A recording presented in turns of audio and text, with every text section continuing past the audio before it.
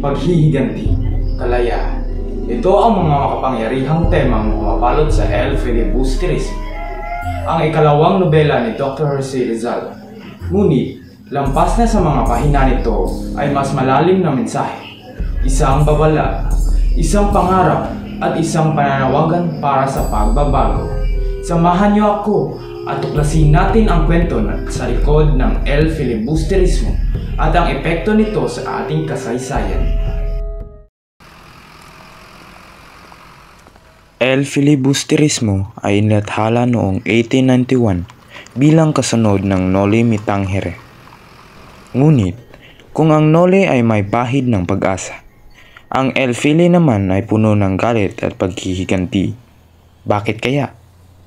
Dahil nakita ni Rizal ang lumalalang pang-aapi ng mga Espanyol sa mga Pilipino. Isinulat ni Rizal ang El Filibusterismo habang siya ay nasa Europa. Malayo sa bayan, ngunit may matinding pag-aalala sa kanyang mga kababayan. Dito ipinagpatuloy ang kwento ni Crisostomo Ibarra.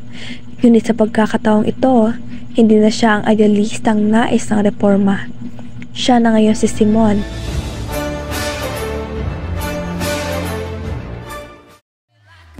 Ang misteryosong mayamang alahero na may isang layunin, himagsikan.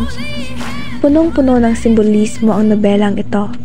Si Simon ay kumakatawan sa radikal na paraan ng pagbabago, habang sina Basilio at Isagani ay nagpapakita ng iba't ibang pananaw sa paglaban sa sistema.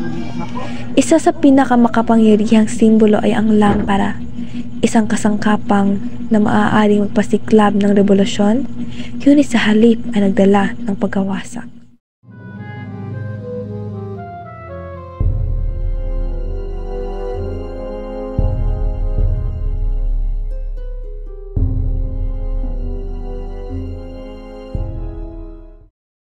Noong unang panahon ng pananakop ng Espanya, ipinagbabawal ang El Filibusterismo dahil inalantad nito ang pang-aabuso ng mga dayuhan.